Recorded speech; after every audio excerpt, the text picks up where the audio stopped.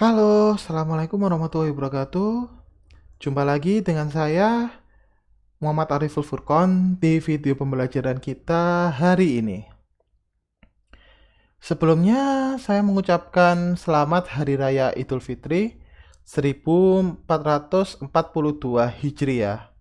Taqabbalallahu minna wa minkum, taqabbal ya karim, minal aidin wal faidin, mohon maaf lahir dan batin. Baik, pada hari ini kita akan melanjutkan perkuliahan statistika, di mana topik pembahasan kita adalah distribusi teoritis bagian ketiga. Nah, untuk distribusi teoritis, kemarin kan kita sudah belajar kan 6 distribusi teoritis, mulai dari distribusi binomial, Poisson, hypergeometric, dan multinomial untuk data diskrit. Kemudian kemarin kita juga menyinggung distribusi normal dan distribusi chi kuadrat untuk data kontinu. Nah, di sini akan kita lanjutkan mengenai distribusi F dan distribusi T. Seperti itu.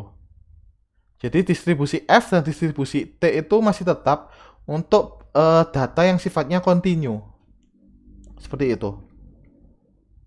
Jadi langsung kita lanjutkan ke distribusi F. Jadi apa itu distribusi F? Jadi di sini distribusi F itu digunakan sebagai kriteria untuk menguji suatu hipotesis. Jadi biasanya digunakan dalam penelitian ya. Dalam penelitian ketika kalian menguji suatu hipotesis penelitian, biasanya kita menggunakan distribusi F ini. Seperti itu. Nah, syarat dari penggunaan distribusi F ini ada dua. Yang pertama, dari dua populasi itu variannya itu harus sama. Seperti itu. Atau bisa dinotasikan seperti ini. Varian 1 itu sama dengan varian 2. Untuk syarat yang kedua, rata-rata yang berasal dari beberapa populasi itu harus sama nilainya. Harus sama rata-ratanya. Atau bisa dinotasikan seperti ini. Rata-rata 1 atau min 1 itu sama dengan min 2 hingga min K, seperti itu. Jadi syaratnya harus sama varian dan rata-ratanya. Selanjutnya, contoh dari distribusi F ini itu bisa diterapkan di berbagai bidang.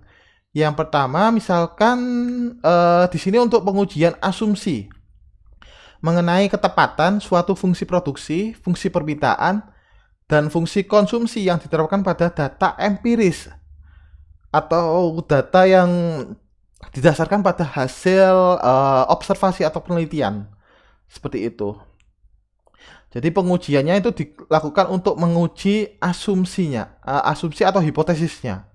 Seperti itu. Yang kedua, menguji harga beras di beberapa pasar adalah sama. Jadi misalkan ada di pasar Tanjung ya, harga berasnya 12.500. Dan di pasar lain ternyata harganya masih mirip, 12.500. Jadi dengan menggunakan distribusi F ini bisa diterapkan untuk menguji hipotesis tersebut, seperti itu. Dan yang ketiga, contohnya adalah menguji hipotesis tidak adanya pengaruh dari berbagai varietas. Misalkan kalian punya hipotesis tidak ada pengaruh dari misal katakanlah variabel lain, seperti itu contohnya. Dan yang terakhir, menguji asumsi bahwa beberapa faktor itu tidak mempunyai pengaruh terhadap hasil penjualan, terhadap produksi, dan terhadap kenaikan devisa, dan sebagainya. Jadi tidak ada faktor faktor luar ya, faktor eksternal yang berpengaruh terhadap hasil atau eksperimen kita, seperti itu. Jadi dari sini kita dapat simpulkan bahwa distribusi F ini syaratnya ada dua ya tadi. Yang pertama, varian dan rata-ratanya harus sama. Dan yang kedua, itu tidak ada faktor atau variabel eksternal yang mempengaruhi nilai dari distribusi F ini. Seperti itu.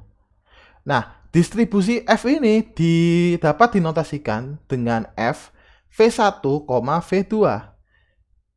di mana V itu merupakan derajat kebebasan.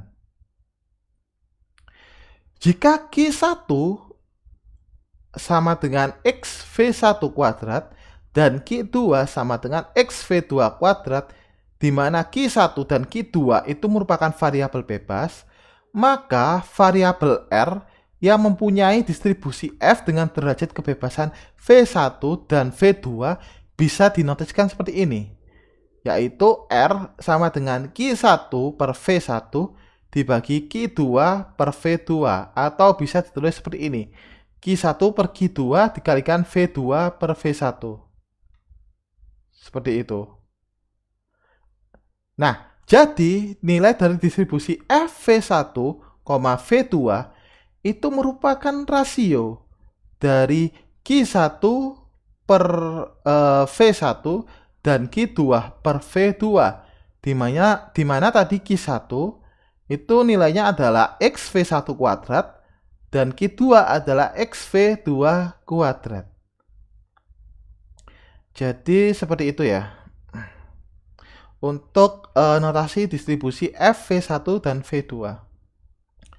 Nah, ini nilai F-nya. Nilai F itu mempengaruhi bentuk kurvanya, bentuk kurva dari distribusi F.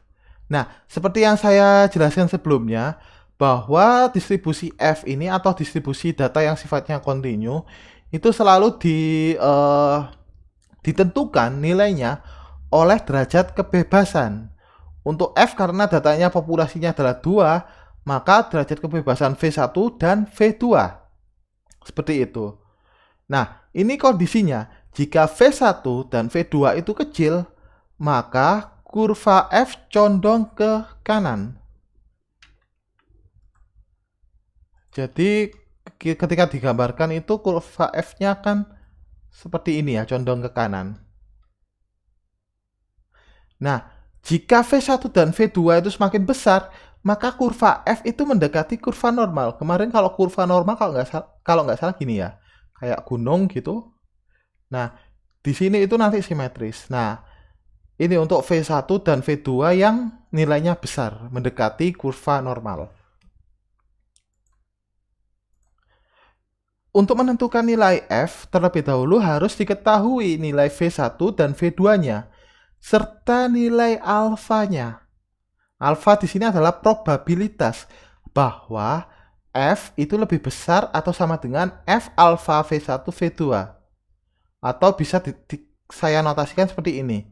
Nilai alfa itu sama dengan probabilitas nilai F lebih besar dari nilai F alfa V1 V2. Seperti itu. Itu untuk nilai F-nya. Nah, ini untuk tabel distribusi F. Jadi cara bacanya seperti ini. Ini ada V1 yang di sini V1, kemudian V2 seperti itu. Ini untuk alfa nilainya adalah 0,05. Jadi untuk 0,05 hasilnya seperti ini. Misalkan saya punya V1-nya 4. Kemudian V2-nya 10. 4 dan 10, maka nilainya 3,48. Misalkan lagi V1-nya 10, V2-nya 20, maka hasilnya adalah 2,35.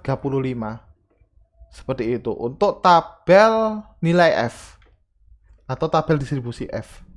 Nah, misalkan V1 20, V2 15 dan alfanya 0,05, maka dari tabel didapatkan nilai F sama dengan 2,33. Jadi V1 20 sini, V2 15. Nah, di sini kan 2,33. Seperti itu. Nah, untuk kurvanya karena tadi kan sudah kita bahaskan, jika V1 dan V2-nya itu kecil, maka kurvanya akan condong ke kanan. Jadi kan tadi 20 sama 15. Jadi itu masih tergolong kecil ya untuk nilai 20 dan 15, sehingga kurvanya akan condong ke kanan seperti itu. Jadi karena di sini itu tadi kan kita mempunyai V1 20, V2 15, sehingga memperoleh nilai F-nya itu adalah 2,33 di sini. Jadi sehingga nilainya adalah yang diarsir merah ini. Jadi nilainya adalah luas lebih dari 2,33 seperti itu. Nah, dalam prakteknya seringkali diperlukan nilai F sebagai batas bawah atau kurva bagian kiri. Kalau tadi kan kita memperoleh batas atasnya kan 2,33. Nah, di sini biasanya itu ketika kita melakukan pengujian suatu hipotesis, itu juga harus menentukan batas bawahnya atau kurva bagian kirinya. Sehingga yang perlu diperhatikan bahwa kebalikan dari F atau inverse F itu juga merupakan F, namun dengan derajat kebebasan yang ditukar. Seperti itu. Jadi kalau misalkan ya begini. Misalkan tadi F V1, V2. Nah, inverse-nya itu adalah seper F V2, V1. Seperti itu.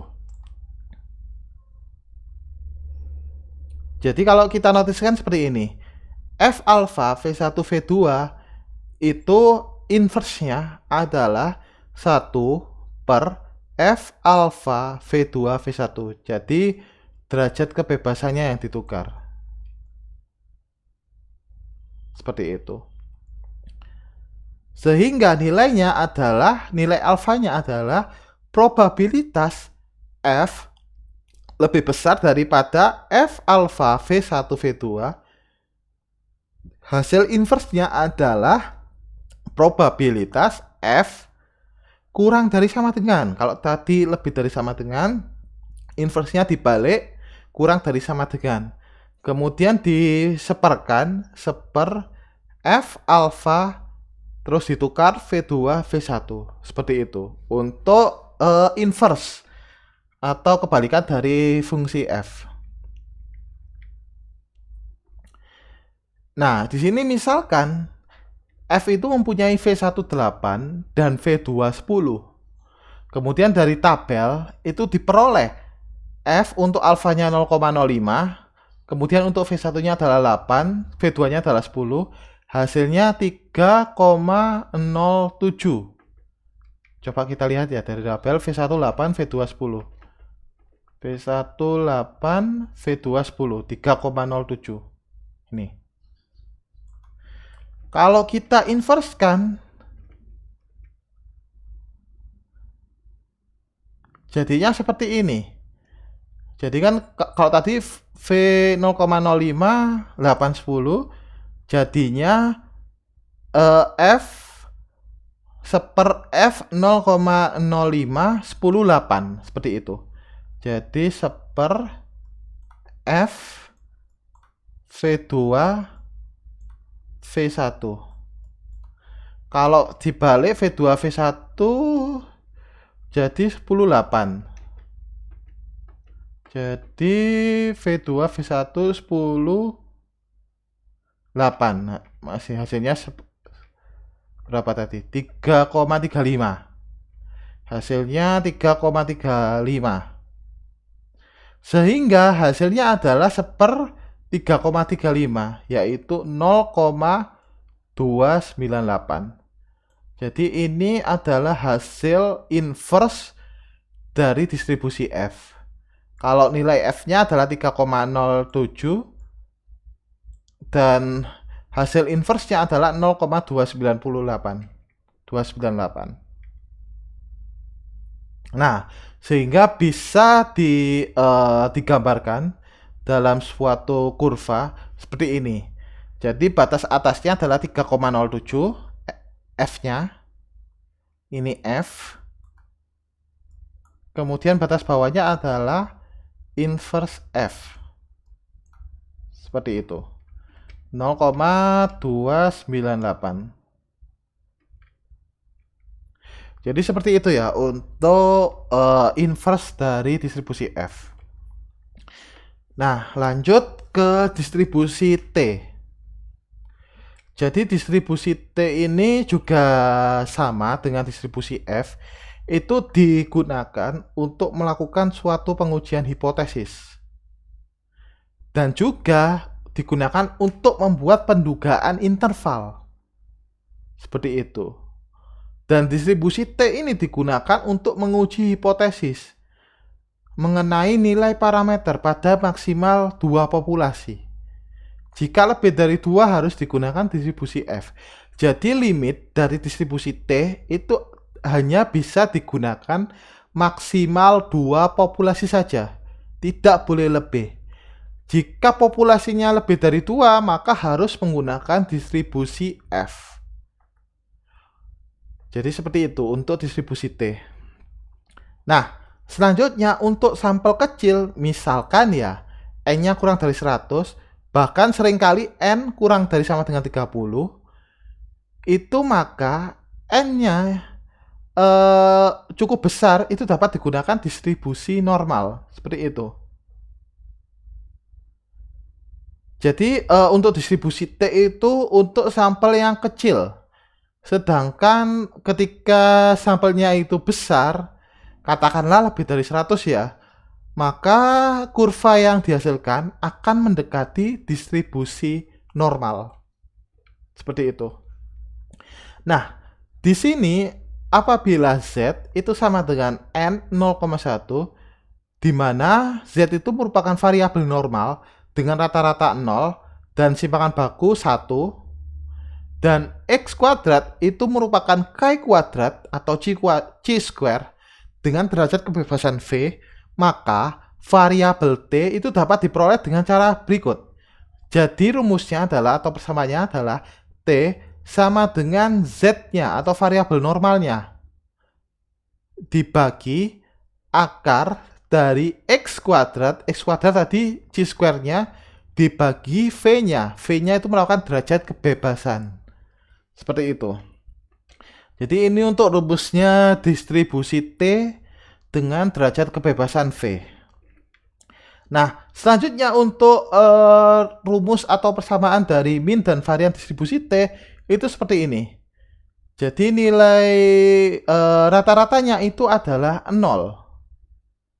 Jadi seperti itu. Jadi untuk distribusi T, rata-rata T-nya itu sama dengan 0. Kemudian untuk variannya itu merupakan V, derajat kebebasan V, dibagi V min 2. Seperti itu. Jadi untuk min, sebentar. Untuk rata-rata itu nilainya 0. Seperti itu. Sedangkan untuk varian itu rumusnya adalah V dibagi V min 2. Di mana V-nya itu merupakan derajat kebebasan. Di sini jika V-nya itu tak hingga, maka varian T-nya itu sama dengan 1. Hingga kalau kita tuliskan tak hingga dibagi tak hingga min 2. Seperti itu. Jadi bisa kita tuliskan sebagai 1. Seperti itu. Itu untuk varian jika nilai derajat kebebasan atau nilai V-nya itu sama dengan tak hingga. Nah, untuk kurva distribusi T itu mendekati nilai apa tadi? Distribusi normal untuk sampel yang besar seperti itu. Jadi hampir mirip ya dengan distribusi normal ya. Sehingga variabel T dapat bernilai negatif maupun positif. Jadi nilainya bisa kurang dari 0 negatif dan bisa lebih dari 0 positif. Dan variabel T itu mempunyai kurva yang simetris terhadap T sama dengan 0. Jadi simetrisnya dari titik T sama dengan 0. Seperti itu. Nah, untuk tabel distribusi T sendiri itu pembacaannya mirip ya dengan distribusi F. Jadi ada nilai alfanya sama V-nya. Seperti itu. Nah, kalau distribusi F tadi kan nilai V-nya itu bisa lebih dari satu, bisa lebih dari dua kan. Kalau di sini harus dua, maksimal dua, seperti itu. Sehingga yang dari cara bacanya yang sebelah sini adalah V, nilai V-nya atau derajat kebebasannya, sedangkan yang di sini itu adalah nilai alfanya atau nilai probabilitas dari T itu lebih besar dari sama dengan F alfa V1 V, seperti itu. Sehingga misalkan ya saya mempunyai V sama dengan 15, V15. Kemudian untuk alfanya adalah 0,05. Sehingga nilainya adalah 1,753, seperti itu. Dan T 0,025 adalah 2,131. Seperti itu. Jadi untuk distribusi T itu yang mempengaruhi satu adalah V-nya, nilai V-nya atau derajat kebebasannya.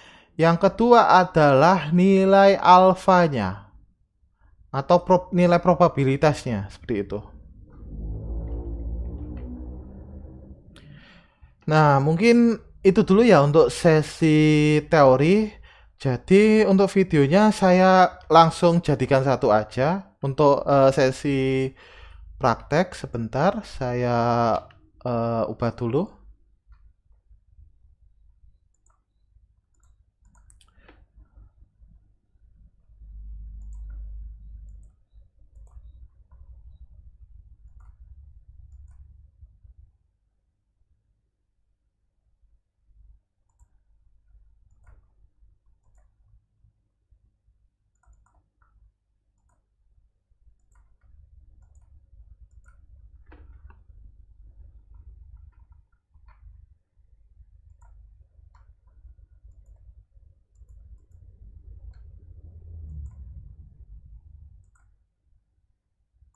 Nah, ini baru bisa.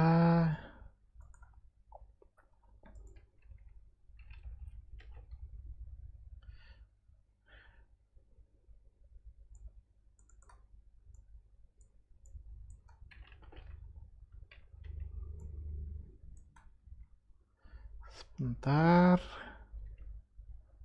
Nah, seperti ini. Jadi saya langsung lanjutkan ya dalam satu video. Jadi berikut ini merupakan implementasi dari distribusi F dan distribusi T yang sudah saya siapkan sebelumnya. Jadi di sini untuk distribusi F ini kita masih pakai dari library Skippystats import F. Kemudian saya pakai matplotlib, pyplot untuk melakukan plotting terhadap kurvanya, dan saya pakai library NumPy. Seperti itu. Nah, langsung saja ya saya masukkan ke contoh soal yang tadi. Misalkan V1 itu sama dengan 20, V2 itu sama dengan 15, dan alfanya adalah 0,05. Sehingga dari tabel atau dari tabel distribusi F tadi itu diperoleh nilai F sama dengan 2,33 sehingga kurvanya seperti ini. Seperti itu untuk contoh soalnya. Jadi di sini kita buat nilai V1 dan V2. Tadi V1 dan V2-nya adalah 20 sama 15. Kemudian kita hitung minnya, variannya, nilai sku sama kutnya. Seperti itu dengan fstats V1 V2. Selanjutnya kita coba hitung nilai PDF-nya atau probability density function-nya. Kita hitung dengan menggunakan PPF untuk memperoleh PDF-nya sehingga menghasilkan kurva seperti ini. Jadi setiap nilai X itu diplotkan dengan menggunakan fungsi distribusi F, seperti itu. Karena fungsi distribusi F itu nilainya tergantung pada V1 dan V2. Kemudian yang kedua tergantung pada nilai alfanya, sehingga gambarnya seperti ini. Jadi sudah mirip ya dengan contoh soalnya. Seperti itu.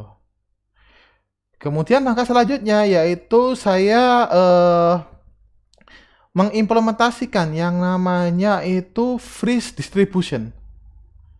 Freeze distribution ini bisa dilihat bahwa suatu distribusi itu nilainya itu selalu berubah-ubah. Jadi nilainya distribusi F ini selalu berubah-ubah tergantung nilai dari V1 dan V2-nya.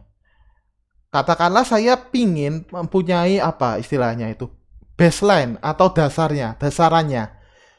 Dasaran sebagai pembanding antara misalkan V1 dan V2 yang sudah berubah dengan V1 dan V2 aslinya seperti itu. Jadi untuk frozen PDF ini atau probability density function ini digunakan sebagai pembanding, dasar dari pembanding antara nilai distribusi yang sudah berubah dengan distribusi asalnya seperti itu. Jadi di sini kita plotkan seperti tadi, kita pakai nilainya RV. RV sama dengan fungsi F, V1 dan V2 seperti itu. Kita plotkan hasilnya seperti ini. Jadi nilai baseline-nya adalah seperti ini. Baseline-nya itu mirip dengan baseline yang tadi, yang awal tadi. Karena nilainya ini masih belum berubah ya. Sehingga nilainya sama dengan nilai baseline-nya. Kemudian kita cek akurasi dari CDF atau cumulative distribution function dan PPF atau percent point function. Atau PPF ini bisa dikatakan sebagai inverse dari CDF. Tadi kan kita sudah bahas kan, ada F, kemudian ada inverse F-nya. Seperti itu. Sehingga di sini kita cek apakah nilainya CDF itu sama dengan nilainya inverse F-nya, seperti itu. Sehingga ketika kita jalankan harusnya akan menghasilkan nilai true. Atau dengan kata lain, nilai F itu sama dengan nilai inverse F. Seperti itu. Sehingga dari sini kemudian kita buat distribusi F-nya. F-nya dengan menggunakan variabel R. Jadi kita buat fungsi distribusi R-nya. Oh, maaf, di sini seharusnya tadi bukan dfn, melainkan 20 di sini seharusnya. 20, kemudian V1-nya adalah 15. Seperti itu. Sehingga apabila kita plotkan, hasilnya akan seperti ini. Jadi hampir mirip dengan yang kita buat atau kita kerjakan di soal teori. Nilainya seperti ini. Jadi seperti itu untuk distribusi F ini. Kemudian kita lanjutkan ke distribusi T. Jadi untuk distribusi T ini saya menggunakan library tetap skip stage. Kemudian saya import library T-nya. Seperti itu. Untuk soalnya tadi kita pakai yang soal terakhir ya. Untuk V-nya 15, T-nya 0,05, sehingga nilainya adalah 1,753. Untuk T 0,025 hasilnya 2,131. Sehingga seperti ini kalau kita buat. Jadi seperti biasa kita buat istilahnya hitung assign nilai DF-nya. DF-nya itu sama dengan nilai V-nya. Nilai derajat kebebasannya, seperti itu. Kemudian kita tampilkan fungsi PDF-nya atau probability density function. Kita plotkan sehingga hasilnya seperti ini. Tadi juga di contohnya kan hampir mendekati distribusi normal ya. Jadi contohnya seperti ini. Hasil plottingannya. Kemudian seperti biasa saya frozenkan nilai distribusi T-nya. Kemudian saya hitung apakah nilai T itu sama dengan seperti, sehingga hasilnya true, Mas Ian. Kemudian saya buat variabel R. Dan yang terakhir saya buat nilai distribusi T-nya seperti ini. Jadi ini hasil distribusi T-nya untuk derajat kebebasan atau V-nya itu 15 dan size-nya adalah 1000. Seperti itu. Jadi mungkin itu dulu ya untuk materi perkuliahan kita pada minggu ke-12. Jadi mohon nanti untuk dipelajari lebih lanjut lagi mengenai distribusi teoritis. Karena untuk minggu ini saya agendakan untuk kuis seperti itu. Jadi nanti dimohon untuk mencoba-coba lagi baik dari segi dari perhitungan manual menggunakan rumus dan menggunakan Jupyter Notebook ini atau Python ini seperti itu. Jadi mungkin itu dulu ya untuk perkuliahan kita pada video hari ini. Kurang lebihnya saya mengucapkan mohon maaf. Semoga perkuliahan kita dapat bermanfaat ke depannya. Baik, saya akhiri. Selamat pagi. Wassalamualaikum warahmatullahi wabarakatuh.